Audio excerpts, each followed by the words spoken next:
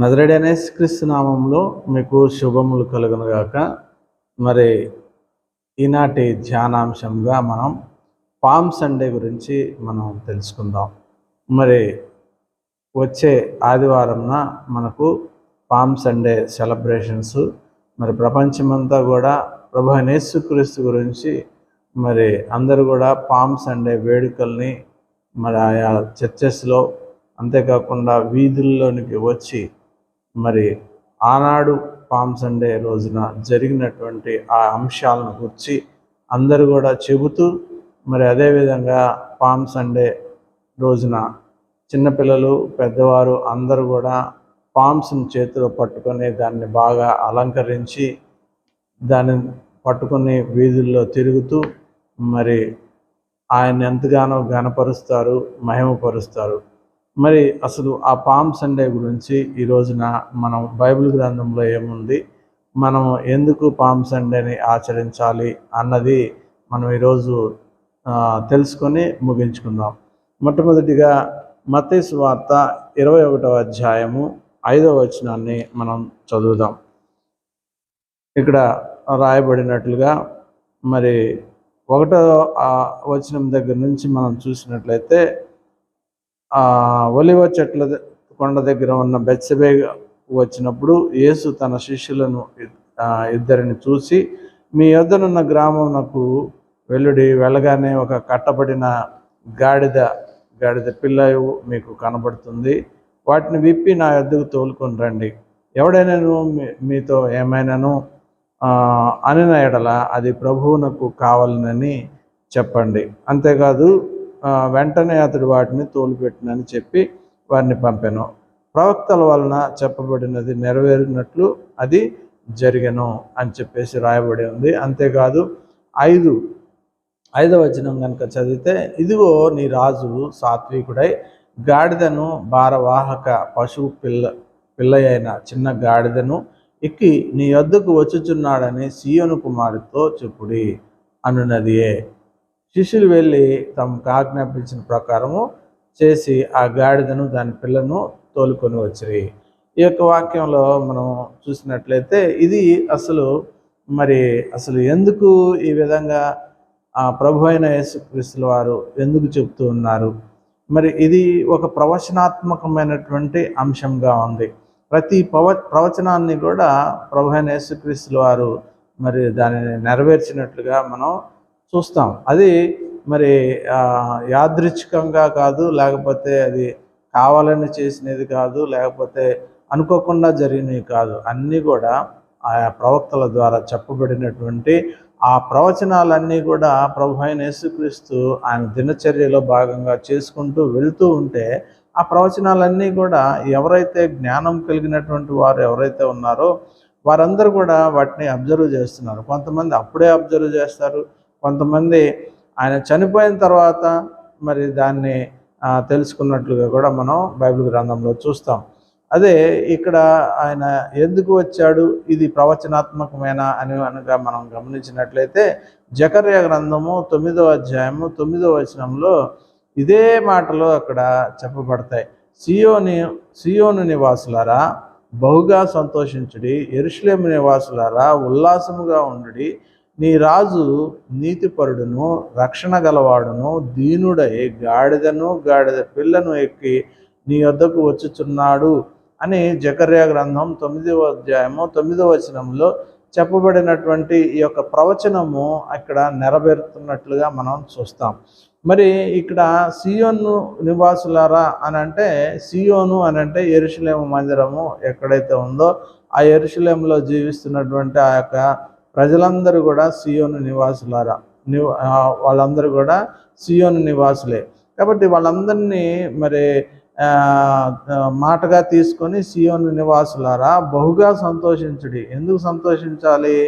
అక్కడ యెరూషలేము నివాసులారా ఉల్లాసముగా ఉండడి అంటున్నాడు. ఎందుకనంటే ఆయన నీ రాజు నీతిపరుడును. ఎవరు ఆ రాజు? ప్రభు అయిన యేసుక్రీస్తు. మరి ఆయన ఆలయంలోనికి రాబోతూ ఉన్నాడు, ఆ యొక్క యెరూషలేములోనికి రాబోతూ ఉన్నాడు. అప్పటి వరకు ప్రభు అయిన యేసుక్రీస్తు యెరూషలేము దేవాలయానికి అప్పుడప్పుడు చిన్నప్పుడు 12 సంవత్సరాల కుర్రాడుగా ఉన్నప్పుడు వచ్చాడు, లేకపోతే పసిపిల్లవాడుగా 8వ రోజున తన తండ్రి ఏసేపు తీసుకుని వచ్చి సున్నతి చేసినప్పుడు వచ్చాడు. అలాగా అప్పుడప్పుడు అడపదడప అంటే సంవత్సరానికి ఒకసారి ఏదైతే పస్కా పండుగ జరుగుతుందో ఆ పండుగకంతా కూడా వెళ్తూ ఉన్నట్లుగా మనం చూస్తాం. ఇక్కడికి వచ్చేసరికి ఇక్కడ ఒక ప్రత్యేకత సంతరించుకుని ఉన్నది. ఇందులో ఆయన ఎప్పుడు వచ్చినా కూడా అంతగా మరి ఆయన జీవితంలో అంతగా ప్రస్తుతింపబడలేదు. కానీ ఇక్కడికి వచ్చేసరికి ఆయన ఒక రక్షణ కార్యాన్ని చేయబోయే ముందు ఆయన్ని మహిమపరచడానికి దేవుడు ఆ యొక్క యెరూషలేము మందిరంలోనికి ప్రవేశించడానికి అనుమతి ఇస్తూ ఉన్నట్లుగా మనం ఇక్కడ గమనించగలం. ఆయన ఎటువంటి వాడట? నీ రాజు నీతిపరుడు, అంటే ఆయనలో నీతి అనేది మనల్ని చూస్తాం. అంతేకాదు రక్షణను కూడా కలగజేయబోతూ ఉన్నాడు. అంతేకాదు దీనుడుగా ఉంటున్నాడు.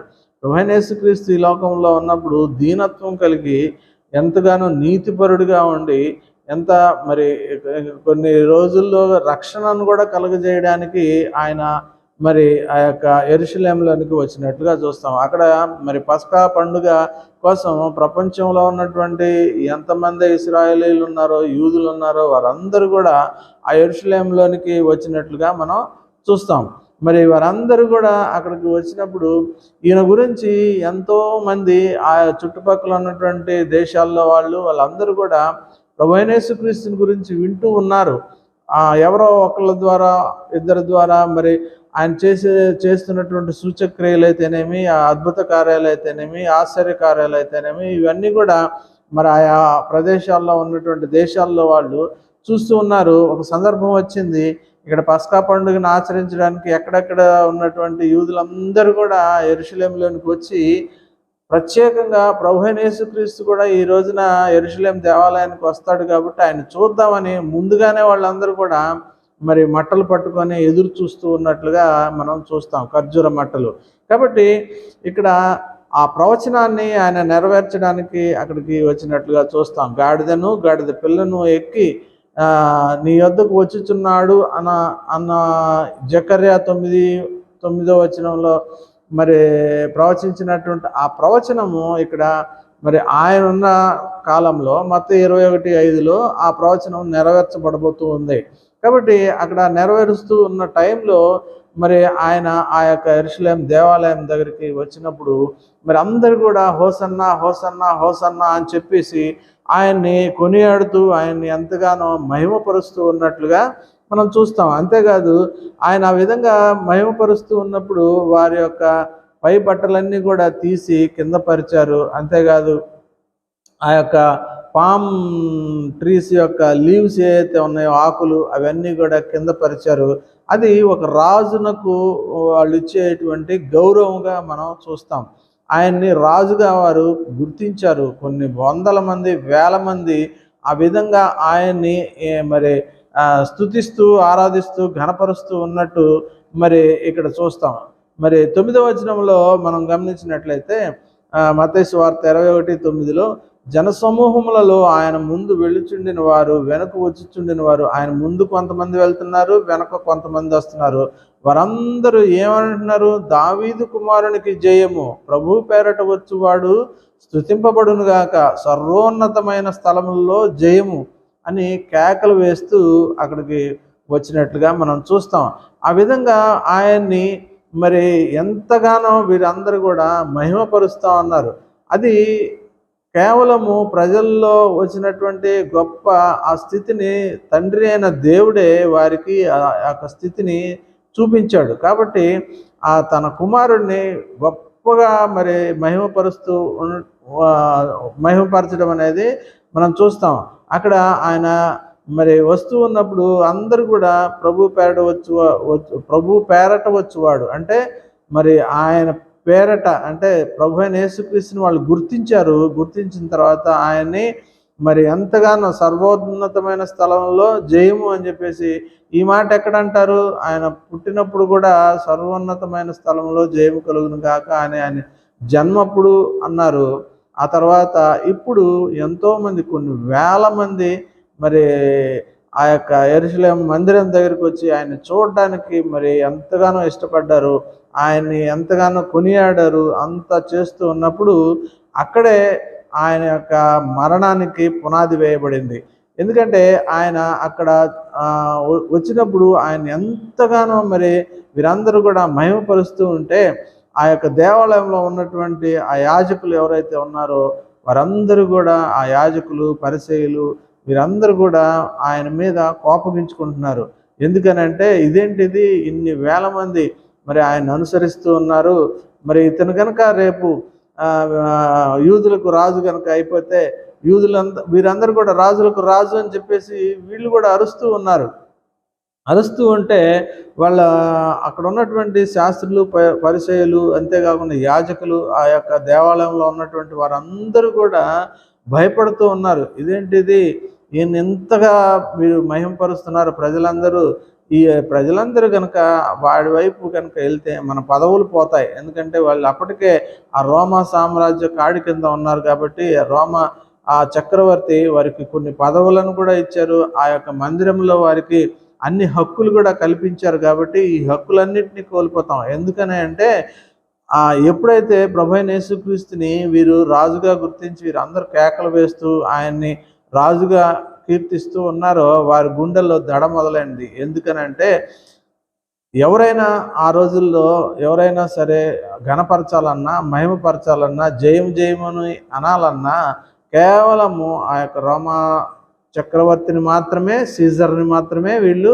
గౌరవించాలి, ఆయన్ని మాత్రమే కొనియాడాలి, ఆయన్ని మాత్రమే మహిమపరచాలి. అంతేగాని ఎటు కాకుండా ఇప్పుడు ప్రభువైన యేసుక్రీస్తుని కనుక వీళ్ళందరూ కూడా ఈ విధంగా కనుక మహిమపరుస్తూ ఉంటే వారి ఉద్యోగాలు పోతాయి. అంతేకాదు ఆ యొక్క రోమా చక్రవర్తి వీరి ఉద్యోగాలు తీసేస్తాడు. ఇంకా వీలైతే ఆ యొక్క యూదులు ఎవరైతే ఉన్నారో అక్కడ ఉన్నటువంటి ఆ దేశంలో ఎవరైతే నివసిస్తున్నారో వారందరినీ కూడా హింసించే ప్రమాదం ఉంది, చంపే ప్రమాదం ఉంది. అనేక రకాలైనటువంటి పరిస్థితులు ఉన్నాయి. ఎందుకంటే ఒక రాజ్యంలో మనం నివసిస్తున్నప్పుడు ఆ రాజుకి విరుద్ధంగా కానీ, ఆ రాజ్యానికి విరుద్ధంగా కానీ మనం మాట్లాడితే ఆ రాజు ఊరుకోడు, ఆ యొక్క సైనికులు ఊరుకోరు. తప్పనిసరిగా రాజ్యానికి కానీ, రాజునికి కానీ వ్యతిరేకిస్తే తప్పనిసరిగా వారిని శిక్షిస్తారు. ఆ విధంగా వీరందరూ కూడా ఆలోచనలో పడ్డారు. కానీ ఆయన చుట్టూ ఉన్నటువంటి వారు రుచి చూసి తెలుసుకున్నారు ప్రభువైన యేసుక్రీస్తుని. ఎందుకంటే ఆయనలో ఉన్నటువంటి మహిమను చూశారు, ఆయనలో ఉన్నటువంటి దైవత్వాన్ని చూశారు.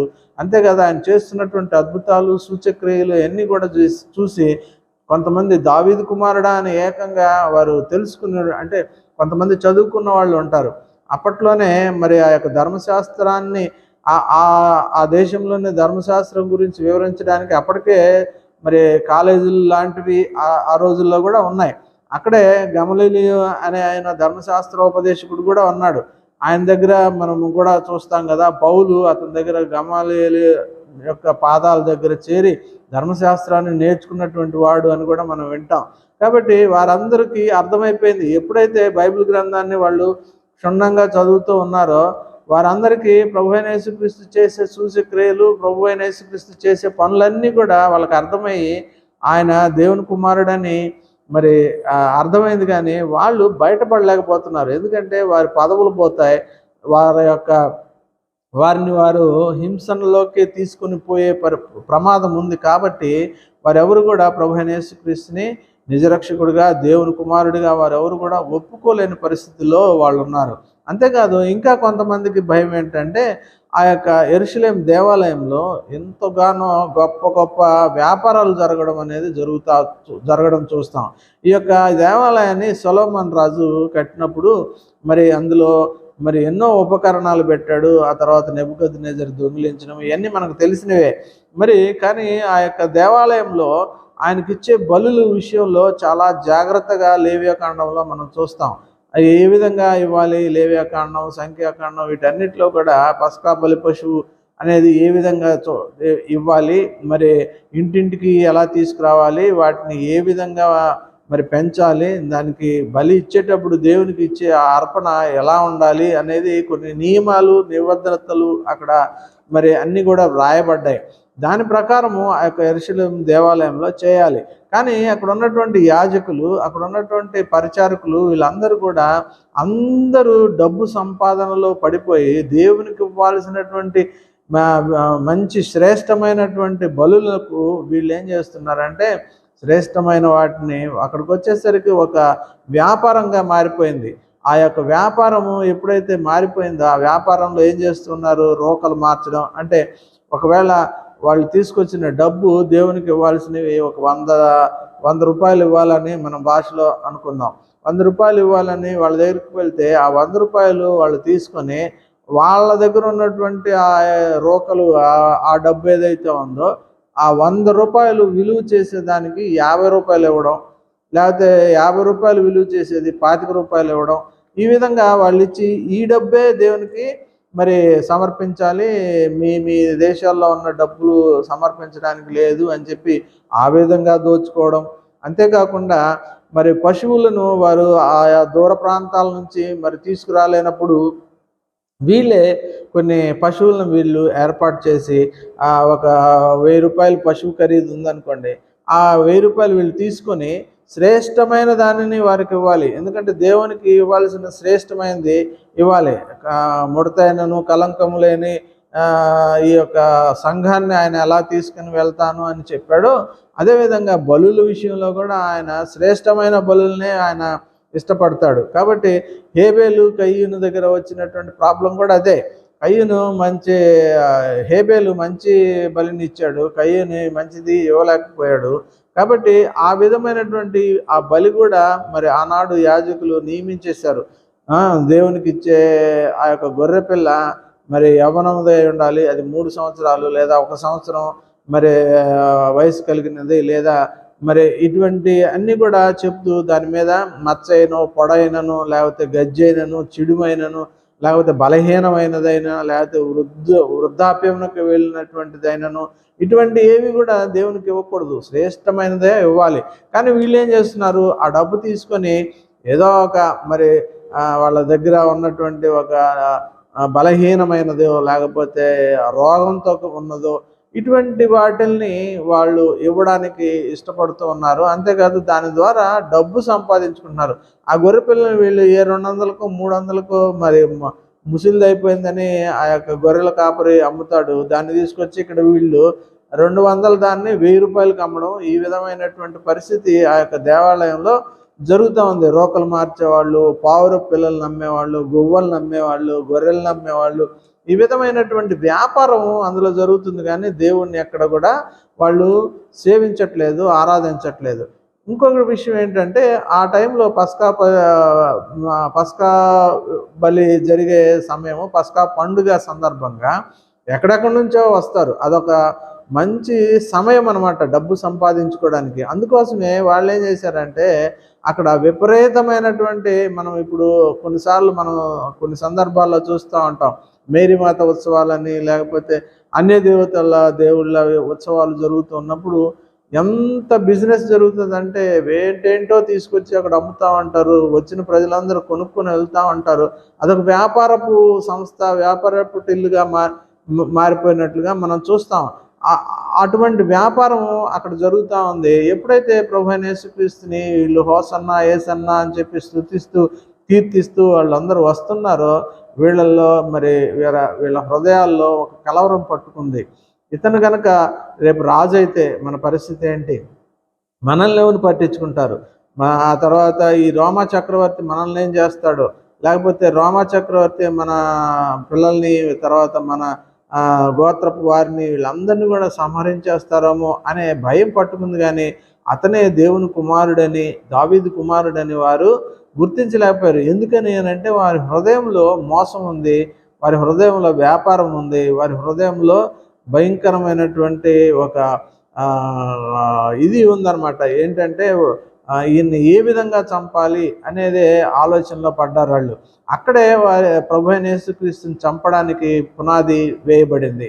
ఆ యొక్క దేవాలయంలోనికి ఈయన మరి వీళ్ళందరూ కూడా ఇలా చేస్తున్నప్పుడు మనం కూడా చూస్తాం. ఆ యొక్క చుట్టూ ఉన్నటువంటి శాస్త్రులు పరిశీలి ఏమంటారంటే, ఎదుగో అయ్యా ఏంటి వాళ్ళు ఇలాగ పిల్లలు వీళ్ళందరూ కూడా అరుస్తూ ఉన్నారు, వాళ్ళు అరద్దని చెప్పు అని అంటే ఆయన, వీరు కనుక అరవకపోతే ఈ చుట్టూ ఉన్నటువంటి రాళ్ళు కేకలు వేస్తాయి అని కూడా ప్రభు యేసుక్రీస్తు చెప్పినట్లుగా మనం చూస్తాం. కాబట్టి ఈ విధంగా ఆ యొక్క ప్రవచనం నెరవేర్చబడుతూ ఉంది. ఆ విధంగా ప్రవచనం నెరవేర్చబడుతూ ఉన్నప్పుడు ఆయన 12వ వచనంలో మనం చూసినట్లయితే 21వ అధ్యాయము మత్తయి సువార్త 12వ అధ్యాయంలో చూస్తే, యేసు దేవాలయంలో ప్రవేశించి క్రయ విక్రయములు చేయు వారిని అందరిని వెళ్ళగొట్టి, రోకలు మార్చు వారి బల్లలను గువ్వలము వారి పీఠములను పడద్రోసి, నా మందిరము ప్రార్థనా మందిరం అనబడును అని వ్రాయబడినది. కాబట్టి మీరు వీటిని దొంగల గుహగా చేసినారని ఆయన మరి చెప్పినప్పుడు వారందరినీ కూడా ఆయన ఏం చేస్తా ఉన్నాడు, ఆ యొక్క రోకలు మార్చే బల్లల్ని పడదోశాడు. అంతేకాదు ఆ గువ్వలను విడిచిపెట్టేశాడు, అక్కడ ఉన్నటువంటి పశువులన్నింటిని కూడా తోలేశాడు. ఎందుకంటే నా తండ్రి యొక్క మందిరాన్ని మీరు దొంగల గుహగా మార్చారు అని చెప్పేసి ఆయన చెప్పినప్పుడు వాళ్ళకి ఇంకా కోపం వచ్చింది. ఎందుకంటే వాటిని ఎంతో డబ్బులు పెట్టి కొనుక్కొచ్చారు కదా, మరి రావాల్సినటువంటి డబ్బులు పోతాయని చెప్పేసి అక్కడే దేవుని మీద ప్రభు యేసుక్రీస్తు మీదకి తిరుగుబాటు హృదయం వారిలోనికి వచ్చింది. కానీ వాళ్ళు అక్కడ ఏమి చేయలేని పరిస్థితి. ఎందుకంటే కొన్ని వేల మంది ఆయన్ని హోసన్నా ఏసన్నా అని చెప్పి అరుస్తూ ఉంటే అక్కడికి వెళ్ళి అప్పుడు ఆయన కనుక ఏమైనా చేస్తే ఆ చుట్టూ ఉన్నటువంటి ప్రజలు ఏమైనా ఊరుకుంటారా? ఊరుకోరు. కాబట్టి వాళ్ళందరూ కూడా తిరగబడతారు. అందుకనే భయపడి ఆ టైంలో వాళ్ళు ఏమీ అనలేని పరిస్థితిలోనికి వెళ్ళిపోయినట్లుగా మనం చూస్తాం. ఆ విధంగా ప్రభు అయిన యేసుక్రీస్తు ఆ యొక్క మరి ఆ దేవాలయంలోనికి ప్రవేశించడం అనేది ఒక ప్రవచనాత్మకమైనది. ఆయనే చెప్పాడు, తండ్రి అయిన దేవుడికి ముందే తెలుసు ఈ విధంగా నా యొక్క మందిరాన్ని దొంగల గుహగా చేస్తారు, కాబట్టి అక్కడికి నువ్వు వెళ్ళవలసిందే అని చెప్పి ముందుగానే ప్రవచనం చెప్పిన ప్రకారం ఆ ప్రవచనాన్ని ప్రభు అయిన యేసుక్రీస్తు ఇక్కడ నెరవేర్చినట్లుగా మనం చూస్తాం. అదేవిధంగా మనం జాగ్రత్తగా గమనిస్తే మత్తయి సువార్త 12వ అధ్యాయము 16-17 వచనాలు ఒకసారి చూద్దాం. అక్కడ ఏం రాయబడిందో. మత్తయి సువార్త 12వ అధ్యాయము, మత్తయి సువార్త 12వ అధ్యాయము 16-17 వచనాలు. 16-17 వచనాలు ఇక్కడ కనుక మనం చూస్తే, ఆయన వారిని అందరినీ స్వస్థపరిచి తనను ప్రసిద్ధి చేయవద్దని వారికి ఆజ్ఞాపించను. ఆయన మరి ఎన్నో రకాలుగా ఇక్కడ ఈ సందర్భము యెరూషలేము దేవాలయంలోనికి వెళ్ళేటప్పుడుది కాదు, కానీ యెరూషలేము దేవాలయంలోనికి వెళ్ళి వచ్చిన తర్వాత కూడా ఆయన ఎన్నో రకాలైనటువంటి అద్భుత కార్యాలు, సూచక్రియలు, మరి స్వస్థతలు కూడా చేశాడు. కానీ ఇక్కడ మనం చూసినట్లయితే 17వ వచనాన్ని మనం గమనించినట్లయితే యెషయా ద్వారా ప్రవచించినటువంటి ప్రవచనాన్ని ఇక్కడ నెరవేర్చినట్లుగా చూస్తాం. ఇదిగో ఈయన నా సేవకుడు, ఈయనను నేను ఏర్పరచుకుంటుని, ఈయన నా ప్రాణమునకు ఇష్టడైన నా ప్రియుడు, ఈయన మీద నా ఆత్మనుంచెదను. ఈయన అన్యజనులకు న్యాయవిధిని ప్రచురం చేయను. ఈయన జగడమాడడు, కేకలు వేయడు, వీధులలో ఈయన శబ్దం ఎవనికిని వినపడదు. విజయం పొందుటకు న్యాయవిధిని ప్రబలము చేయ వరకు ఈయన నలిగిన రెల్లును విరువడు, మకమకలాడుచున్న అవిసనాలను ఆర్పడు. ఈయన నామమందు అన్యజనులు నిరీక్షించెదరు అనున్నదియే. ఇక్కడ ఈ యొక్క ప్రవచనము ఎక్కడ రాయబడింది? యెషయా గ్రంథం 42, 1, 2, 3, 4 వచనాల్లో మనం చూస్తాం. ఇదే ప్రవచనాన్ని మనం యెషయా గ్రంథం 42, 1 నుంచి మనం చూసినట్లయితే, ఇదిగో నేను అనుకున్న నా సేవకుడు, నేను ఏర్పరచుకున్న వాడు, నా ప్రాణమునకు ప్రియుడు. ఇది ఎవరు చెప్తూ ఉన్నారు? తండ్రి అయిన దేవుడు యెషయా ద్వారా చెప్తున్నటువంటి మాటలు. అతని యందు నా ఆత్మ ఉంచి అన్నాను. ఎవరు అతను? ప్రభు అయిన యేసుక్రీస్తు మీద నా ఆత్మని ఉంచి ఉన్నాను. అతడు అన్యజనులకు న్యాయం కనబరుచును. ఎవరికి? యూదులకు, ఇశ్రాయేలీలకు కాదు, అన్యజనులైనటువంటి మనలాంటి వారికి, ఇంకా ఈ దేశంలో ఉన్నటువంటి ముస్లిమ్స్ కావచ్చు, లేకపోతే జైనులు కావచ్చు, హిందువులు కావచ్చు, ఎవరైనా సరే ఇశ్రాయేలీలు కాని వారందరూ, ఇశ్రాయేలీలు కాదు, ప్రభు అయిన తండ్రి అయిన దేవుని స్వేదించే ఆనాటి ఇశ్రాయేలీలు యూదులు, వారు కాకుండా మిగతా వారందరూ కూడా అన్ని జనులే. ఇప్పుడైతే మన క్రైస్తవులు కానటువంటి వారందరూ కూడా అన్ని జనులే. వారందరికట న్యాయం తీర్చడానికి ఈయన వస్తూ ఉన్నాడు. అతడు కేకలు వేయడు, అరవడు, తన కంఠస్వరము వీధిలో వినబడనీయడు. ఈయన చేసే పనులన్నీ ఎలాంటివి? వెళ్తూ ఉంటాడు, ముడుతూ ఉంటాడు, స్వస్థతలు ఇస్తూ ఉంటాడు, దెయ్యం పట్టిన వాళ్ళకి దెయ్యాల నుంచి విడుదలనిస్తూ ఉంటాడు. అంతేగాని పెద్దగా అరుపులు ఇప్పుడు మనం చూస్తూ ఉన్నాం. చాలామంది దైవజనులు అనబడినటువంటి వారు మరి వాక్యం చెప్పమంటే భయంకరంగా అరుస్తూ ఉంటారు. ఎందుకు అరుస్తారో నాకైతే తెలియదు. కొంతమందికి ఆ అరుస్తూ చెప్పడం కూడా చెప్తూ ఉంటేనే చాలామంది ఇష్టపడతారు. కాబట్టి అటువంటి వారు మరి వారిని బట్టి ఈయన ఏమంటున్నాడు? ఈయనలో చాలా శక్తిమంతుడు, సర్వోన్నతుడు అయినటువంటి దేవుని కుమారుడు. అటువంటి ఈయన ఏం చేస్తున్నాడు? అరవడట, ఎక్కడ కూడా కేకలు వేయడట, తన కంఠస్వరం వీధిలో వినబడనివ్వడట. ఎక్కడ కూడా ఆయన కంఠస్వరం వీధుల్లో ఎక్కడ కూడా వినబడనివ్వడు. నలిగిన రెల్లును అతను విరువడు. అంటే నలిగిపోయినటువంటి రెల్లు అంటే నలిగిపోయినటువంటి కుటుంబాలు ఏవైతే ఉంటాయో వాటిల్ని ఆయన విరిచేసేవాడు కాదు, వారిని స్వస్థపరిచేవాడుగా ఉంటూ ఉన్నాడు. అంతేకాదు మకమకలాడుతున్న జనపదునార ఒత్తిని ఆర్పడు. మకమకలాడుతూ కొంతమంది మకమక అంటే భయంకరంగా ఈ యొక్క జనపనారను కాలిస్తే ఒక రకమైన సౌండ్ వస్తూ మకమకలాడుతా కాలుతూ ఉంటుంది కదా. అటువంటి హృదయాలు కలిగినటువంటి వారిని ఆయన ఆర్పడట. వాళ్ళెవరు?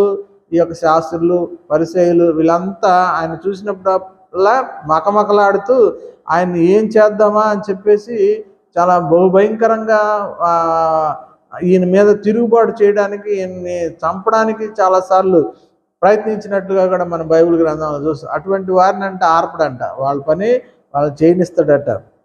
అంతేకాదు అతడు సత్యమును అనుసరించి న్యాయం కనపరచును. అతనికి ఏది సత్యమైతే దాన్నే న్యాయంగా దాన్ని కనపరుస్తూ ఉంటాడు. మనం బైబిల్ గ్రంథంలో చూస్తాం కదా, ఒక వేశ్యని కొంతమంది రాళ్లతో కొట్టడానికి, చంపడానికి ప్రయత్నం చేసినప్పుడు ఆయన ఆ యొక్క వేశ్య వైపు ఉండి ఆయన ఆ వేశ్యకు తీర్పు తీర్చినట్లుగా మనం చూస్తాం. ఎవరైనా మీలో తప్పు లేని వారు ఉంటే వారు మొదటగా ఏమన్నప్పుడు వాళ్ళందరూ కూడా అయ్యో మన దగ్గర ఏం తప్పు లేకుండా ఉన్నాం, మనం అంతకన్నా భయంకరం అని చెప్పేసి మరి అక్కడ న్యాయం తెచ్చి ఆవిడ్ని మరి కాపాడినట్లుగా మనం చూస్తాం. అటువంటి వాడుగా మనం ఇక్కడ చూస్తాం. భూలోకమున న్యాయం స్థాపించే వరకు అతడు మందగలడు, నలుగుడు పడడు. ఆయనట భూలోకంలో న్యాయం స్థాపించే వరకు, భూలోకంలో న్యాయం అనేది లేదు. మొట్టమొదటి నుంచి ఆదాము కుటుంబం దగ్గర నుంచే న్యాయం లేకుండా పోయింది కదా. మరి హేబేల్ని అన్యాయంగా మరి కయ్యూని చంపాడు కదా. అక్కడి నుంచే దుష్టుడు న్యాయం అనేది లేకుండా భూమి మీద బహుభయంకరంగా సంచరిస్తూ న్యాయం లేకుండా చేస్తూనే ఉన్నాడు.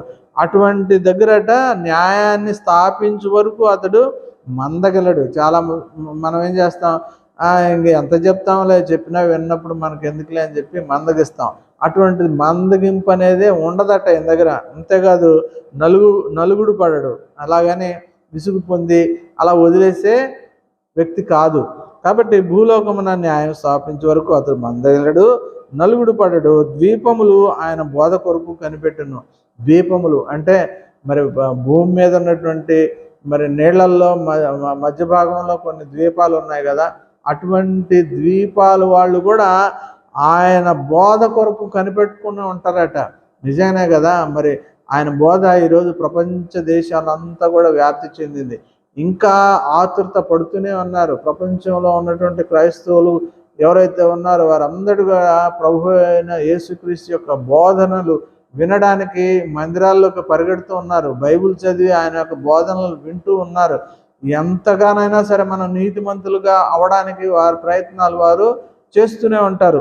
అలాగా ద్వీపములు అతని బోధ కొరకట కనిపెట్టుకొని ఉంటాయట. అంతేకాదు ఆకాశములను సృజించి వాటిని విశాలపరిచి భూమిని అందులో పుట్టిన సమస్తమును పరిచి దాని మీదనున్న జనులకు ప్రాణమును దానిలో నడుచు వారికి జీవాత్మ ఇచ్చుచున్న దేవుడైన యెహోవా ఇలాగూ సెలవిచ్చుచున్నాడు అని చెప్తా ఉన్నాడు. అంతేకాదు ఈయనట గ్రుడ్డివారి కన్నులు తెరచుటకును, బంధింపబడిన వారిని చెరలో నుండి వెలుపలికి తెచ్చుటకును, చీకటిలో నివసించు వారిని బందీగృహంలో నుండి వెలుపలికి తెచ్చుటకును, అంతేకాకుండా యెహోవా నాకు నేనే నీతి విషయంలో నిన్ను పిలిచి నీ చేయి పట్టుకొని ఉన్నాను, నిన్ను కాపాడి ప్రజల కొరకు నిబంధనగాను అన్యజనులకు వెలుగుగాను నేను నిన్ను నియమించి ఉన్నాను అంటున్నాడు.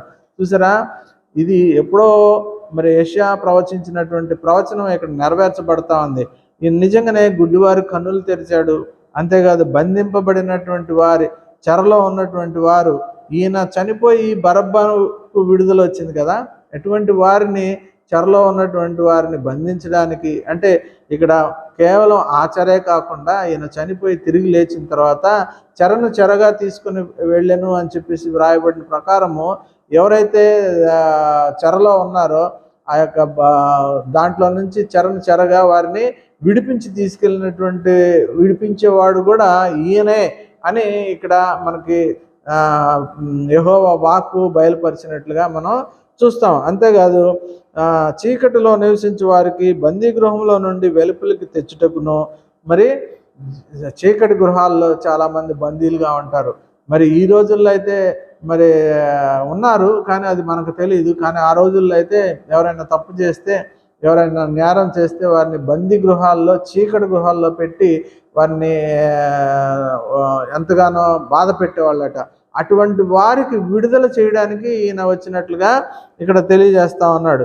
నిన్ను కాపాడి ప్రజల కొరకు నిబంధనగాను అన్యజనులకు వెలుగుగాను నిన్ను నియమించి ఉన్నాను. ఆయనట అన్యజనులకు వెలుగునివ్వడానికి, మనలాంటి పనికి మాలినటువంటి వారు అన్యజనులు ఎంతమంది అయితే ఉన్నారో వాళ్ళందరికీ వెలుగునివ్వడానికి ఈయన నియమించాడట. ఎంత గొప్ప ధన్యత కదా మనకు. మరి తండ్రి అయిన దేవుడు తన కుమారుని ఈ విధంగా నియమించినట్లు యెషయా గ్రంథములో మరి చెప్పినట్టుగా మనం చూస్తాం. ఆ యొక్క ప్రవచనం ఇక్కడ మత్తయి సువార్తలో మనం నెరవేర్చబడినట్లుగా మనం ఇక్కడ చూడగలం. అంతేకాదు ఈయన ఎంత గొప్ప దేవుడిగా మనకి ఉన్నాడంటే, ఇటువంటి దేవుణ్ణి మనము మరి విడిచిపెట్టడానికి మనకి అసలు మనసే ఉండదు. ఎందుకంటే ఒక్కసారి దేవుని గురించి, ప్రభు అయిన యేసుక్రీస్తుని కనుక మనం తెలుసుకొని రక్షణలోనికి వచ్చి బాప్తిసం కనుక పొందితే, ఒకవేళ నీకు ఏదైనా కష్టం వచ్చినా, బాధ వచ్చినా, శ్రమ వచ్చినా కూడా ఈయన విడిచి వేరొక దేవుడి దగ్గరికి వెళ్ళడానికి మనసు ఒప్పదు. ఎందుకంటే మనకి ఈ వాక్యం ద్వారా, లేకపోతే మన జీవితంలో జరిగే గొప్ప గొప్ప అద్భుతాలు, ఆశ్చర్యకార్యాలు, లేదా ఆయన తెలుసుకునడం వల్ల వేరే వాళ్ళని దేవతలుగా, దేవుళ్ళుగా మనం గుర్తించలేము. ఎందుకంటే వాళ్ళల్లో ఉన్నటువంటి వాటికి ఈ ప్రభు అయిన యేసుక్రీస్తునికి కనుక మనం కంపేర్ చేసుకుంటే మనం ఇంకా ఏమి మాట్లాడలేని స్థితి అనమాట. ఒకవేళ మనకు ఆ టయానికి మనకి ఏదైనా అవసరత తీరకపోయినా, ప్రభువా నీవే దేవుడు, నీవే రక్షకుడు, నీవు తప్ప వేరొక దేవుడు లేడు అని మనం అనగలమేమో, కానీ వేరొక దేవత, వేరొక దేవుడి దగ్గరికి వెళ్ళము. అదేవిధంగా మనం చూసినట్లయితే షడ్రక్, మెషక్, అబేద్నెగోలను మరి ఆ యొక్క అగ్నిగుండంలో వేస్తున్నప్పుడు వాళ్ళు చెప్తారు, ఇదిగో మీరు కనుక ఆ యొక్క విగ్రహానికి కనుక మొక్కకపోతే మిమ్మల్ని తీసుకెళ్ళి ఆ యొక్క అగ్నిగుండంలో పడేస్తామని అంటే వాళ్ళు ఏమంటారు? వాళ్ళు అప్పటికే దేవుని యొక్క గొప్పతనాన్ని వాళ్ళు తెలుసుకొని ఉన్నారు. వారి పితరులని ఏ విధంగా అయితే ఆ యొక్క ఐగుప్తు బానిసత్వం నుంచి తీసుకొచ్చాడు, అక్కడ జరిగినటువంటి క్రియలు ఇవన్నీ కూడా వారి తల్లిదండ్రులు చెప్పే ఉంటారు కదా. దాన్ని బట్టి వాళ్ళు ముగ్గురు ఏమంటున్నారు, ఒకవేళ మేము ఆ అగ్నిగుండంలో చనిపోయేదము కానీ ఆ యొక్క విగ్రహానికి మేము మొక్కము, మా దేవుడు మమ్మల్ని రక్షించకపోయినా పర్వాలేదు అని చెప్పేటువంటి నిరీక్షణ ఆ రోజుల్లో ఆ యొక్క దేవుని, తండ్రి అయిన దేవుని గురించి వారు అంత విశ్వాసంతో వాళ్ళు ఉన్నారు. అందుకే వాళ్ళు ఆ యొక్క అగ్నిలోనికి వెళ్ళినా కూడా వాళ్ళు కనీసం ఆ వాసన కూడా వాళ్ళకి అంటలేదట. ఆ విధంగా నాలుగో వ్యక్తిగా మరి దేవుడు వారి మధ్యలో ఉన్నట్లుగా కూడా మనం చూస్తాం. కాబట్టి ఈ రోజున మన క్రైస్తవులు కూడా అటువంటి వారే. మనకి ఎన్ని కష్టాలు వచ్చినా, బాధలు వచ్చినా, శ్రమలు వచ్చినా వేరొక దేవుని దగ్గరికి వెళ్ళలేము. ఎందుకంటే ఆయన తెలుసుకున్నాము, ఆయన రుచి ఎంతో గొప్పది అని తెలుసుకున్నాం. ఆయనే నిజమైన దేవుడు, ఆయనే గొప్ప దేవుడు, దేవుని కుమారుడు అని మనం తెలుసుకున్నాం. కాబట్టి ఇక మనం ఎక్కడికి వెళ్ళలేము. అటువంటి నిరీక్షణ ఎప్పుడు వస్తుందంటే ఆయనే దేవుడు, ఆయనే దేవుని కుమారుడు అని మనం నమ్మి రక్షించబడినట్లయితే, విమోచింపబడినట్లయితే మనం కూడా అటువంటి ఒక విశ్వాసంలో మనం కూడా మరి ముందుకు వెళ్తాం.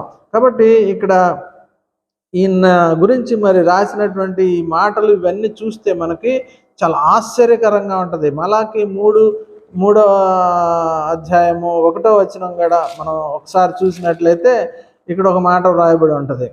మలాకి 3వ అధ్యాయము 1వ వచనం. మలాకి ఒకసారి చదువుదాం. మలాకి గ్రంథము 3వ అధ్యాయము 1వ వచనం. మరి ఇదిగో నాకు ముందుగా మార్గం స్థిరపరచుటకై నేను నా దూతను పంపుచున్నాను.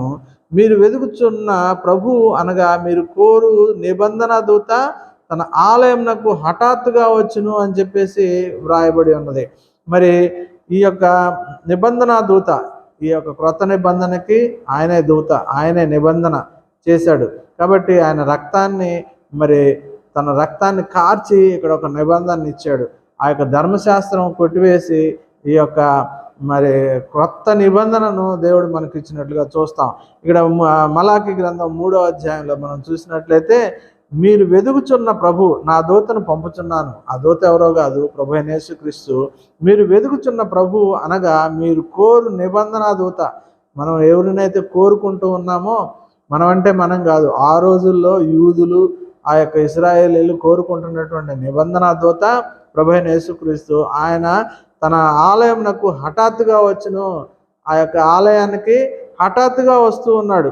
మరి ఈ యొక్క యెరూషలేం జయప్రవేశం కూడా అదే జరిగిందనమాట. ఆయన హఠాత్తుగా యెరూషలేం దేవాలయానికి రావడం, ఆ యొక్క రోకలు మార్చే వాళ్ళని, మరి ఆ యొక్క రోకలు మార్చి ఆ బల్లలను విసిరివేయడం, ఆ యొక్క గువ్వల్ని పావురాలను విడిచిపెట్టడం, ఇదన్నీ కూడా అక్కడ జరుగుతున్నదే. ఇక్కడ చెప్పినటువంటి ఈ ప్రవచనం అక్కడ నెరవేర్చబడుతూ ఉంది.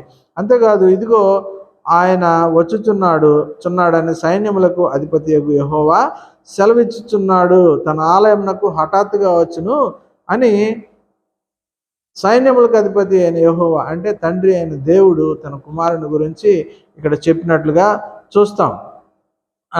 తర్వాత ఆయన ఎటువంటి వాడంటే, ఆయన వచ్చే దినము ఎవరు సహింపగలరు? నిజమే కదా, ఆయన వచ్చే దినాన్ని ఎవరు సహించలేరు. ఇప్పుడు వారు కూడా ఆ యొక్క యెరూషలేం దేవాలయంలోనికి వస్తూ ఉంటే సహించలేకపోతూ ఉన్నారు. ఎందుకంటే అక్కడ న్యాయం చెప్తాడు. అంతేకాదు, ఆయన నీతిపరుడు. ఆయన చెప్తే మాటలకి ప్రజలందరూ కూడా ఆయన వెంబడిస్తూ ఉన్నారు. కాబట్టి ఆయన్ని ఎవరు కూడా అంగీకరించలేరు. అటువంటి వాడుగా ఇక్కడ ఉన్నట్లుగా చూస్తాం. ఆయన వచ్చు దినము ఎవరు సహింపగలరు? ఆయన అగుపడగా ఎవరు ఓర్వగలరు? ఆయన కంసాలి అగ్ని వంటి వాడు, చాకలి వాని సబ్బు వంటి వాడు. ఆయన అగ్ని వంటి వాడట. అంతేకాదు, చాకలి సబ్బు వంటి వాడు. అంటే మరి ఆయన వస్తూ ఉంటే ఎవరైతే పాపం చేసి మోసంతో బహుభయంకరమైనటువంటి పరిస్థితుల్లో మోసగాండ్రుగా ఉన్నారో వాళ్ళందరి హృదయాల్లో ఆయన చూడగానే ఒక రకమైన ద్వేషం కలుగుతుంది.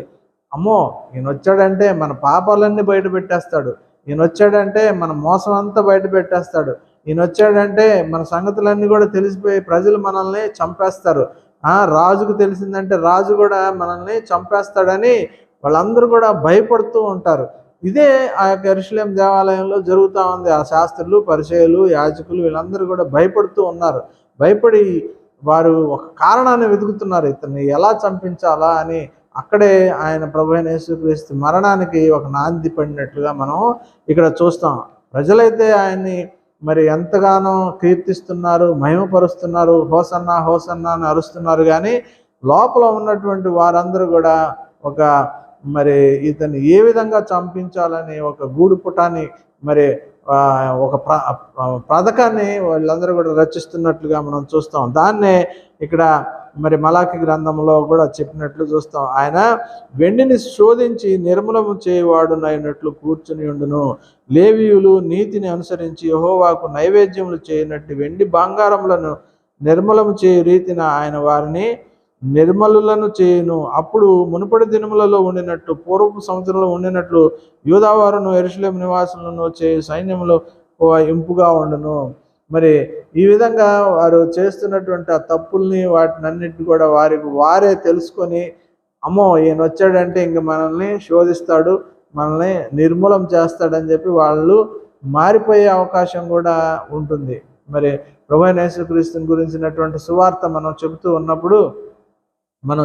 ఉన్నప్పుడే ఆయన నీతిని, ఆయన యొక్క మహిమను, ఆయన దేవుని కుమారుడని, ఆయన మనందరి కోసం చనిపోయి తిరిగి లేచాడని మనం చెబుతూ ఉన్నప్పుడు, మనం వీధిలో చెబుతూ ఉన్నప్పుడే కొంతమంది హృదయాలు ద్రవమైపోతాయి. వారందరూ కూడా నిజంగా ప్రభువైన యేసుక్రీస్తు దగ్గరికి అప్పటికప్పుడే వారి హృదయాలు మరి ద్రవీభవించి వారి కళ్ళలో నీళ్లు వచ్చి మరి హృదయాలన్నీ కూడా కరిగిపోయి ప్రభువైన యేసుక్రీస్తుని నిజరక్షకుడిగా అంగీకరించడానికి వారందరూ కూడా వస్తారు. ఎన్నోసార్లు మేము సువార్తకు వెళ్ళినప్పుడు అటువంటి వారిని మేము ప్రత్యక్షంగా చూసాం. మనం ఇక్కడ వాక్యం చెబుతూ ఉంటేనే, ప్రభువైన యేసుక్రీస్తుని గురించినటువంటి సువార్తను ప్రకటిస్తుంటే వారు వారి ఇండ్లల్లోనే వాకిట్లోనే కుమిలి ఏడుస్తూ ఉంటారు. ఎందుకనంటే ఈ యొక్క వాక్యం చెబుతున్నప్పుడు వారి యొక్క హృదయాల్లో, వాళ్ళ యొక్క మనసులో వారు చేసినటువంటి తప్పులు వారిని ఒప్పింపజేస్తూ ఉంటాయి. అయ్యో మేము ఎంత పాపులమా, నిజంగా వ్యభిచారం చేశాము, మరి మాకు ఆ దేవుడు క్షమిస్తాడో లేదో అని చెప్పేసి అక్కడికక్కడే వాళ్ళు ఎంతోమంది ఏడ్చి వచ్చి మమ్మల్ని మేమేం చేయాలి అని అడిగినటువంటి వారు కూడా లేకపోలేదు. అదేవిధంగా వారు బాప్తిసాలు తీసుకొని ఎంతోమంది చర్చిలకు వెళ్తున్నటువంటి వారు లేకపోలేదు. ఎంతోమంది అన్యజనులు, లేకపోతే కొంతమంది మత విద్రోహులు కొంతమంది మాట్లాడుతూ ఉంటారు. మా మతాల వారిని, మా హిందువులను మీరు కన్వర్ట్ చేస్తున్నారు, మార్పు చేస్తున్నారు, ఏదో డబ్బు ఇస్తామనో లేకపోతే ఇంకేదో ఇస్తామనో ఏదో విధంగా ప్రబలోప పెట్టి మత మార్పిడులు చేస్తూ ఉన్నారు అని అందరూ అనుకుంటున్నారు. ఈ యొక్క దేశంలో, మన దేశంలో ఎంతమంది అయితే క్రైస్తవులు ఉన్నారో వీరందరూ కూడా ప్రలోభానికి గురైనటువంటి వారు కారు. ఆయన యొక్క గొప్పతనము, ఆయన యొక్క నీతి, ఆయన యొక్క న్యాయము ఆయనను తెలుసుకున్నారు, రుచి చూసి తెలుసుకున్నారు. కాబట్టే ఎవరో ఏదో చెప్పేస్తే ఎవరైనా మారతారా? మరి అదేవిధంగా మీరు కూడా, వాళ్ళు కూడా ఆ యొక్క హైందవ దేవుళ్ళ గురించి, దేవతల గురించి చెప్పినప్పుడు ఎవరైనా క్రైస్తవుడు మారుతూ ఉన్నాడా? మారట్లేదంటే అర్థం ఏంటి? వాళ్ళలో నిజం లేదు, న్యాయం లేదు. కాబట్టి ఎప్పుడైతే ప్రభువైన యేసుక్రీస్తుని గురించి విన్నారో ఎంతోమంది బ్రాహ్మణులు అయితేనేమి, క్షత్రియులు అయితేనేమి, బీసీలు అయితేనేమి, ఓసీలు అయితేనేమి, ఎస్సీలు అయితేనేమి, ఎన్నో రకాలైనటువంటి కులాల వారు ఎంతోమంది మన దేశంలో హైందవులుగా ఉంటూ ఆ దేవుళ్ళే కారు అని తెలుసుకొని, ఈయనే నిజమైన దేవుడు అని తెలుసుకొని రక్షణ పొంది వారందరూ కూడా క్రైస్తవులుగా మారినటువంటి గొప్ప విషయం ఏంటంటే అదే. కాబట్టి ఈయనంత గొప్పవాడు ఇంకొకడు లేడు. కాబట్టి ఆ విధంగా ఆయన చెబుతూ ఉన్నాడు అనమాట. అంతేకాదు ఇర్మియా గ్రంథం 23:11 మనం ఒకసారి చూద్దాం. ఇర్మియా గ్రంథం 23:11 ఇర్మియా గ్రంథం 23:11 ఇక్కడ కనుక మనం చూస్తే, ప్రవక్తలేమి యాజకులేమి అందరూ అపవిత్రులు, నా మందిరములో వారి చెడుతనము నాకు కనబడెను. ఆయన మందిరంలో ఆయనకి చెడుతనం కనపడిందంట. ఇది ఎప్పుడు ఇర్మియా చెప్తూ ఉన్నట్టు మాటలు. ప్రవక్తలేమి యాజకులేమి, ప్రవక్తలుగా ఉన్నటువంటి వారు, యాజకులు, వీళ్ళందరూ కూడా అపవిత్రులు, నా మందిరముల వారి చెడుతనము నాకు కనబడెను, ఇదే యెహోవా వాక్కు అని చెప్తా అన్నాడు. మరి వీరందరూ కూడా అపవిత్రులుగా ఉన్నారు. వీరందరూ కూడా బహుభయంకరమైనటువంటి వ్యాపారము కలిగి ఉన్నారు. ఇకపోతే ఇప్పుడు మన చర్చెస్లో ఉన్నటువంటి యాజకులుగా, పాస్టర్లుగా మరి పిలువబడుతున్నటువంటి వారు ఎన్ని తప్పులు చేస్తున్నారో మీరందరూ కూడా గమనించినట్లయితే, ఈరోజు మరి కండ్లకు పొరలు కట్టినట్టుగా మరి ప్రభువైన యేసుక్రీస్తుని నిజరక్షకుడిగా అంగీకరించారు అని ఆ యొక్క విశ్వాసంలో ఉన్నవారిని ఆనాటి యాజకులు ఏ విధంగా ప్రవక్తలు మోసం చేశారో, ఇప్పుడున్నటువంటి పాస్టర్లు, ఇప్పుడున్నటువంటి ప్రవక్తలుగా పిలువబడుతున్నటువంటి వారు, గొప్ప గొప్ప దైవజనులుగా పిలువబడుతున్నటువంటి డాక్టర్లు, రైట్ రెవరెండ్లు, బిషప్లు, వీరందరూ కూడా ఆనాటి యాజకుల వలె, ఆనాటి ప్రవక్తల వలె ఇప్పుడు ప్రజల్ని మోసం చేస్తూ ఉన్నారు. అది మనం గ్రహించాల్సినటువంటి అవసరత ఉంది. ఆనాడు యెరూషలేము దేవాలయానికి ప్రభువైన యేసుక్రీస్తు జయప్రవేశం చేశాడేమో కానీ అవన్నీ అన్ని తీయడానికి ఈ రోజున నీ హృదయంలోనికే ఆయన జయప్రవేశం చేశాడు. ఎప్పుడైతే నువ్వు మారు మనసు పొంది బాప్తిసం పొందావో అప్పుడే నీ హృదయంలోనికి ఆయన వచ్చాడు. నీ హృదయంలోనికి వచ్చి నీ పాపములను ఒప్పింపజేసి వాటన్నిటినీ మరి రూపుమాపి నీకు రక్షణ ఇచ్చాడు. ఆయన నీ హృదయంలో నివసిస్తున్నాడు. అటువంటి నిన్ను మోసపరుస్తూ ఉన్నారు కాబట్టి నీ బుద్ధిహీనత వల్ల అటువంటి వారిని నువ్వు గుర్తించలేని పరిస్థితిలో ఉన్నావు. మరి దేవుడైతే ఏం చెప్తున్నాడు, నువ్వైతే ఎటువంటి వారిని నువ్వు ఫాలో అవుతున్నావు అనేది కూడా నువ్వు తెలుసుకోవాలి. నువ్వు విశ్వాసివి కాబట్టి ప్రభువైన యేసుక్రీస్తుని నిజరక్షకుడిగా అంగీకరించావు కాబట్టి ఆయన నామమున ఏమైనా మనం చెబితే వీళ్ళు వింటారు అని నిన్ను వారు మోసం చేస్తూ ఉన్నారు. నువ్వు 1000 రూపాయలు ఇస్తే దేవుడు నీకు 2000 ఇస్తాడు. ఇదిగో అక్కడ అది చేస్తున్నావు డబ్బులు ఇవ్వండి, ఇక్కడ ఇది చేస్తున్నావు డబ్బులు ఇవ్వండి, మీకు అలాగని చేస్తే మీ బిడ్డలు దీవించబడతారు, మీకు కార్లు వస్తాయి, లేకపోతే ఇండ్లు వస్తాయి, లేకపోతే అది ఇది అని చెప్పి మరి చిన్నటువంటి వ్యాపారాలు చేసుకునేవారు అసలు కూలి నాళ్ళకి వెళ్ళి డబ్బు సంపాదించుకుని వారు కడుపుకి సంపాదించుకునే డబ్బు వీరు చెప్పుడు మాటల వల్ల వీరు డబ్బులు వారికి ఇచ్చి వాళ్ళని లగ్జరియస్గా చేస్తూ ఉన్నారు. ఒక్కొక్కళ్ళకి గొప్ప గొప్ప కార్లు, పెద్ద పెద్ద బిల్డింగ్లు, పెద్ద పెద్ద చర్చిస్, వీళ్ళు కదిలితే మరి పెద్ద పెద్ద 5 స్టార్ హోటల్స్, మళ్ళీ వీళ్ళు ఆట విడుపుకి మరి ఎక్కడికెక్కడికో వెళ్ళడానికి ఈ డబ్బంతా ఎవరిది, ఆ డబ్బు ఎవరికి ఇస్తున్నాము అన్నది కూడా మనం గ్రహించాల్సినటువంటి అవసరత ఉంది. ప్రభు ఆనాడు మరి దశంభాగము అవన్నీ కూడా ఎందుకు ఇమ్మన్నాడంటే ఆయన యొక్క కుమారుని ప్రసిద్ధి చేయడానికి, లేదా నిజమైన యాజకులుగా ఉన్నవారు వారికి ఆహారం, వారికి ఉపాధి అనేది ఏం లేదు, వాళ్ళు ఉద్యోగాలు చేసేవాళ్ళు కాదు కాబట్టి వారికి ఉపాధి కోసము అక్కడ ఉన్నటువంటి వారి ద్వారా వారికి రావాలని చెప్పి 10వ వంతు ఇమ్మన్నాడు. అందుకోసం ఆయన ఇమ్మంటే ఈ రోజున ఆ 10వ వంతు ప్రత్యేక కానుకలు, మళ్ళీ రకరకాలైనటువంటి కానుకల్ని వీళ్ళు క్రియేట్ చేసి ఆ డబ్బంతా కూడా దోచుకొని వాళ్ళ లగ్జరియస్ లైఫ్ని, వాళ్ళ రాజ్యాలను కట్టుకోవడానికి వాళ్ళందరూ కూడా మరి ప్రయాసపడుతూ ఉన్నారు. కాబట్టి అటువంటి వారి ఎడల అబద్ధ బోధకులుగా ఉన్నారు. వీరిని జాగ్రత్తగా ఉండమని ప్రభువే చెప్పాడు. కాబట్టి మనం కూడా అటువంటి వారిని గమనించాలి. నువ్వు దశంభాగం ఇవ్వడంలో తప్పులేదు, అంతకు మించి వేరే కానుక నువ్వు ఇవ్వనవసరం లేదు. ఒకవేళ నీ ఇంట్లో ఒక మంచి కార్యం జరిగినప్పుడు దాన్ని బట్టి నువ్వు కొంత డబ్బు ఇవ్వచ్చు, కానీ ప్రతిసారి అడిగినంత అడిగితే నువ్వు దరిద్రుడు అవుతావు, నువ్వు డబ్బు లేనివాడుగా దరిద్రుడు అవుతావు. దానికి దేవుని మీద నువ్వు కనుక మరి పెడితే అది ఉపయోగం ఉండదు. నిన్ను ఎవడిమ్మన్నాడు? దేవుడు ఇమ్మనలేదే. అతను ఏదో నిన్ను ప్రలోభ పెడతాడు. రకరకాలైనటువంటి ఇవి ప్రక్కన వాళ్ళ చేత సాక్ష్యాలు, నేను 1000 రూపాయలు ఇచ్చాను కానుక, నాకు 2000 వచ్చింది, 20,000 వచ్చింది అనగానే అప్పు చేసి మరీ 2000 ఇచ్చి దరిద్రుడై అప్పు తీర్చలేక నానా బాధలు పడుతూ ఉంటాడు. అటువంటి వారిని దేవుడు కూడా క్షమించడండి. వారినే కాదు, ఈ విధంగా తప్పుడు బోధలు విని ఆ బోధలను అనుసరిస్తూ వారి కుటుంబాలని సర్వనాశనం చేసుకుంటూ డబ్బు లేకుండా చేసుకునే వాళ్ళని కూడా దేవుడు క్షమించడు. ఎందుకంటే దేవుడు చెప్పలేదు. దేవుడు చెప్పనివి నువ్వు చేసి దేవునికి ఆయన చెప్పకపోయినా నేను నా డబ్బుని, నా ఆస్తిని ఇచ్చేసాను కాబట్టి నన్ను దేవుడు దీవిస్తాడంటే అది ఉట్టి అపోహ. దేవుడు నీ యొక్క ఏం అడగట్లా, నీ హృదయాన్ని అడుగుతున్నాడు. నీతిగా ఉండమంటున్నాడు, న్యాయంగా ఉండమంటున్నాడు, ఆయన్ని స్తుతించమంటున్నాడు, ఆరాధనించమంటున్నాడు, తండ్రిని గౌరవించమంటున్నాడు, కుమారుని స్తుతించమంటున్నాడు. కాబట్టి అటువంటి ఆయన సువార్తను ప్రకటించమంటున్నాడు. ఇవన్నీ మానేసి ఆ యొక్క పాస్టర్కి నేను 10,000 పంపించాను, ఈ పాస్టర్కి 20,000 పంపించాను, అక్కడ చర్చి కడుతుంటే 20,000 డొనేషన్ ఇచ్చాను, లేకపోతే ఇంకోటి చేశాను, అది చేశాను, ఇది చేశాను, ప్రత్యేక కానుక ఇచ్చాను అని అంటే నీకు ఆశీర్వాదాలు రాకపోగా బహుభయంకరమైనటువంటి నాశనాన్నే మనం కొని తెచ్చుకున్న వారముగా మిగులుతాం. కాబట్టి ఇక్కడ యెరూషలేం దేవాలయంలో ఆయన చేసింది అదే. ఆ యాజకుల్ని, ఆ యొక్క వారిని అందరినీ కూడా మరి అక్కడ ఉన్నటువంటి వ్యాపారాన్ని అంతా కూడా తోసేశాడు. కాబట్టి నీవు దాన్నే మళ్ళీ కోరుకుంటే మరి అక్కడ జరిగింది అదే. అలాగే ఈ యొక్క ప్రభువైన యేసుక్రీస్తు యెరూషలేము దేవాలయం లాంటి నీ హృదయం అనే దేవాలయంలోనికి ఆయన ప్రవేశించాడు.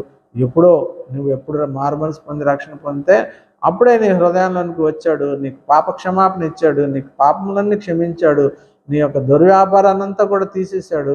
అయినా నువ్వు అదే పాత వ్యాపారాన్ని, పాత దుర్వ్యసనాల్ని నువ్వు కనుక తెచ్చుకుంటే మరి ఆయన నీ హృదయం అనే యెరూషలేము దేవాలయంలో నివసించడు. ఆయన ఒకే ఒకసారి నీ హృదయంలోనికి వస్తాడు. వచ్చినప్పుడు నువ్వు దాన్ని జాగ్రత్త చేసుకోవాలి, పదిలపరుచుకోవాలి, ఆయనకు నమ్మకంగా ఉండాలి. ఇదే యెరూషలేము దేవాలయం జయప్రవేశం అంటే. కాబట్టి ఆయన నీలో ఉన్నంతసేపు, అది ఆదివారమే కాదు, లేకపోతే శనివారమే ఉపవాసం రోజే కాదు, మందిరంలోనే కాదు, లేకపోతే నీ ఆఫీసులోనే కావచ్చు, నీ వ్యాపారంలోనే కావచ్చు, నీ ఇంట్లోనే కావచ్చు, నీ కిచెన్లోనే కావచ్చు, నీ యొక్క మరుగుదొడ్లోనే కావచ్చు, ఎక్కడైనా సరే నువ్వు ఆయన్ని స్తుతిస్తూ ఉండాలి. యెరూషలేము దేవాలయానికి వెళ్తూ ఉన్నప్పుడు ప్రజలందరూ కూడా ఆయన్ని ఎలాగ స్తుతించారో మనం కూడా ప్రతి దినము, ప్రతి క్షణము, ప్రతి నిమిషం కూడా ఆయన్ని స్తుతిస్తూ ఉంటే ఆయన మన హృదయంలో ఉంటాడు. అప్పుడు నీతి న్యాయములు అనేవి మన హృదయంలో నుంచి బయటకు వస్తాయి, మనం చేసే పనుల్లో నుంచి బయటకు వస్తాయి. కాబట్టి ఈ యెరూషలేము జయప్రవేశం అనేది ఎంతో ప్రాముఖ్యతను మరి కలిగి ఉన్నది. అదేవిధంగా మనం కూడా గమనించినట్లయితే ఇక్కడ ఈయన వెళ్తూ ఉన్నప్పుడు అంతమంది అరిచినటువంటి వారు మరి చనిపోయేటప్పుడు ఎక్కడికి వెళ్ళిపోయారు? వాళ్ళు భయపడ్డారు, భయపడేసి వెళ్ళిపోయారు. ఆయనతో ఉన్నంతసేపు ఉంటాం, మనం కూడా అంతే.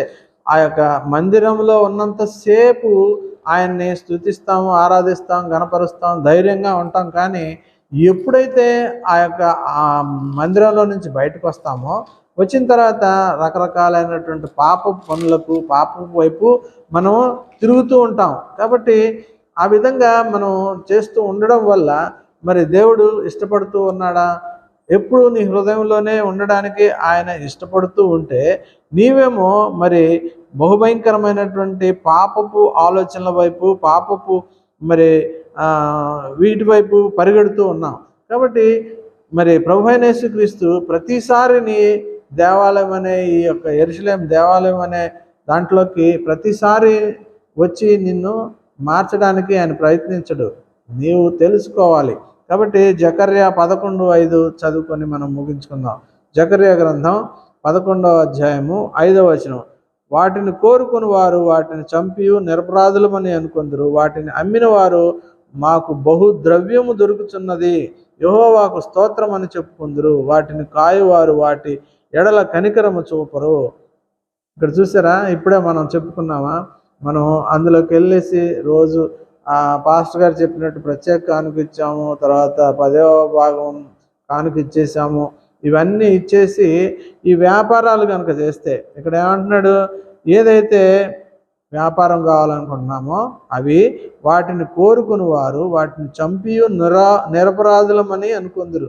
ఆ యొక్క గొర్రెల్ని దేవుడికి ఇవ్వాల్సినటువంటి ఆ బలులు అవన్నీ అన్ని ఇచ్చంట, అమ్మయ్య అవన్నీ ఇచ్చాం కాబట్టి మేము ఇక నిరపరాధులము అని అనుకుంటారట. మనం కూడా ఇప్పుడు బలులు లేవు కాబట్టి ప్రభువా క్షమించయ్యా, నేను ఏదో తెలియక తప్పు చేశాను, తెలిసే చేశాను, అయినా నన్ను క్షమించయ్యా అని చెప్పేసి ఈ పాస్టర్లు ఉన్నారు కదా, మీరు ఏదైనా తప్పు జరిగితే కానుకిస్తే దేవుడు క్షమిస్తాడని నేర్పిస్తున్నటువంటి వారు, వారిని బట్టి వాళ్ళకి డబ్బులు వస్తాయి, వీళ్ళకి చెప్పితే వీళ్ళు డబ్బులు ఇచ్చేసి అమ్మయ్య మేము నిరపరాధులమని అనుకుంటామంట.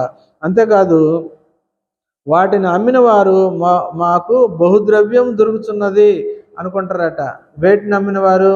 యెరూషలేము దేవాలయంలో అమ్ముతున్నటువంటి అవన్నీ ఉన్నాయి చూసారా, అవన్నీ అమ్మేస్తే వాళ్ళు ఏమనుకుంటున్నారు, మాకు బహుద్రవ్యం దొరికింది, ఏదేమైతేనే కుంటిదాన్ని ఇచ్చామో, మచ్చదాన్ని ఇచ్చామో, లేకపోతే ముసిలిదాన్ని ఇచ్చామో, ఏదైతే మాకు మాత్రం డబ్బు దొరుకుతుంది అని అనుకుంటారట. అంతేకాదు యెహోవాకు స్తోత్రం అని చెప్పుకుందరు. అబ్బా అదే అన్నా కానీ యెహోవాకి స్తోత్రం, మాకు మాత్రం డబ్బులు దొరికాయి అని చెప్పేసుకుంటారట. వాటిని అమ్మిన వారు మాకు బహుద్రవ్యం దొరుకుతున్నది, యెహోవాకు స్తోత్రం అని చెప్పుకుందరు. వాటిని కాయువారు వాటి ఎడల కనికరం చూపరు. వాటిని కాయువారు అంటే ఎవరు కాసేది? కాపర్లు, అంటే ఈ రోజుల్లో పాస్టర్లు, ఆ సంఘాన్ని కాచే పాస్టర్లు. వాళ్ళంట ఏమనుకుంటారు, ఇక్కడ 5వ వచనం ఆఖరి వచనంలో వాటిని కాయవారు వాటి ఎడల కనికరం చూపించరు. అయ్యో వీళ్ళకి వచ్చేదే 10,000 రూపాయలు, మనం 5,000 ఇస్తే ఫోటో తీసుకోవచ్చు అన్నాము, 5,000 ఇస్తే టిఫిన్ చేయొచ్చు అన్నాము, లేకపోతే దశంభాగం తీసుకున్నాము, ప్రత్యేక కానుక అన్నాము, మళ్ళీ అది అన్నాము ఇది అన్నాము, అయినా కూడా వాళ్ళు ఇస్తున్నారా అని కనికరం చూపించరంట. వాళ్ళు దరిద్రులైపోయి డబ్బు లేని వారైపోయి బహుభయంకరమైనటువంటి స్థితిలోకి వెళ్తున్నా కూడా వారి మీద కనికరం చూపించరంట. అలాగే ఆ రోజుల్లో ఈ గొర్రెలు పెంచేవాళ్ళు ఉంటారు కదా, చిడుముది ముసిలిది లేకపోతే మంచివి ఇవన్నీ ఉంటాయి కదా, అక్కడ పెంచే గొర్రెల కాపర్లు వాళ్ళు కూడా ఏంటి, మాకు డబ్బులు వస్తున్నాయి కదా ఏదో ఒకట్లే అని చెప్పి కనికరం లేకుండా దాన్ని బాగా పెంచకుండా అమ్మేస్తారు. ఆ విధంగా వాళ్ళు కూడా కనికరం లేని కాపర్లాగా ఉన్నారట. ఈ రోజున పాస్టర్లు అనబడినటువంటి కొంతమంది దైవజనులు అనబడినటువంటి వారు కనికరం లేకుండా సంఘంలో ఉన్నటువంటి విశ్వాసులను పీల్చి పిప్పి చేస్తూ వారి మీద కనికర పడరు.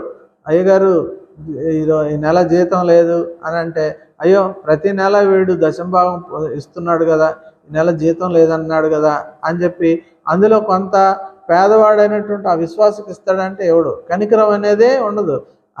ఆడు బాధ ఆడే పడతాడులే, అప్పు చేసుకుని మళ్ళీ తీర్చుకుంటాడులే అని అనుకుంటాడే కానీ అతని మీద కనికరం అనేది చూపించరట. అటువంటి వారి దగ్గర నువ్వు గనక ఉండుంటే నిన్ను నువ్వు మార్చుకోవాల్సినటువంటి అవసరత కూడా ఉంది. అది కూడా మన యొక్క తప్పు కిందనే దేవుడు భావిస్తూ ఉన్నాడు. కాబట్టి ఈ యొక్క యెరూషలేము దేవాలయంలోనికి మరి దీన్ని పామ్ సండే అని అన్నారు. ఎందుకనంటే ఆ యొక్క మట్టలను పట్టుకొని ఆ యొక్క యెరూషలేము దేవాలయంలోనికి ప్రభు వెళ్తూ ఉంటే ఆ మట్టలను పెట్టి కింద వేసి వాళ్ళ బట్టలను పరిచి ఆయనకి స్వాగతం పలికారు కాబట్టి దాన్ని బట్టి పామ్ సండే అని అన్నారు. కానీ ఆ యొక్క పామ్ సండేలో యెరూషలేము దేవాలయాన్ని ఆయన శుద్ధి చేయడానికి మాత్రమే ఆయన అక్కడికి వచ్చినట్లుగా, ప్రవచనాత్మకంగా ఆయన వచ్చినట్లుగా మనం బైబిల్ గ్రంథంలో చూడగలిగాం. కాబట్టి దీన్ని బట్టి మన జీవితాలని మనం సరి చేసుకుందాం. ఎవరు మంచి ప్రవక్తలు, ఎవరు మంచి యాజకులు, ఎవరు పాస్టర్లు మంచివారు, ఏ సంఘం ఎటువంటిది అని మనము దేవుణ్ణి అడిగి తెలుసుకొని దేవుడు చెప్పినవి మాత్రమే మనం పాటించాలి. కానీ దీనికి మించి పాస్టర్ అయినా ఎవరైనా సరే ఏది చెప్పినా మనం వినకూడదు. కాబట్టి మనం బైబిల్ గ్రంథాన్ని చదివితేనే ఆ విషయాలన్నీ కూడా అర్థమవుతాయి. ఆయన చదివాడు, ఆయన చెప్తున్నాడు, మనం విన్నాము అని అంటే నువ్వు తవ్వుకున్నటువంటి గోతిలో నువ్వు పడిపోయినట్లే. కాబట్టి ప్రియమైనటువంటి సహోదరుడా సహోదరి, ఈ యొక్క యెరూషలేము జయప్రవేశం రోజున మీరందరూ కూడా ఆ మందిరాల్లో జరిగే మరి ఆ యొక్క వీధుల్లో సంచరించి హోసన్నా ఏసన్నా అని చెప్పి సువార్తను ప్రకటిస్తారు. దాన్ని బట్టి దేవుడు నిన్ను బహుగా దీవిస్తాడు. ఇంకా సంఘాల్లో ఉన్నటువంటి ప్రతి ఒక్కరు కూడా వీధుల్లోనికి వెళ్ళి ఆయన్ని స్తుతిస్తూ ఆరాధిస్తూ గణపరుస్తూ ఆయన్ని మరి కీర్తిస్తూ సర్వజనులకు ఆయన ఎవరో చెప్పడం ద్వారా మనము దీవించబడతాం. కానీ నువ్వు ఇచ్చే కానుకలు, నువ్వు ఇచ్చే బలుల వల్ల మనం ఎప్పటికీ దీవించబడము. ఎందుకంటే ఆయన చెప్పింది మాత్రమే చేయాలి, ఆయన చెప్పింది మాత్రమే వినాలి. కాబట్టి ఇటు విధంగా ఈ యొక్క యెరూషలేము జయప్రవేశం సందర్భంగా మిమ్మలను మీ కుటుంబాలను బహుగా దేవుడు దీవించును గాక. Amen. God bless you all.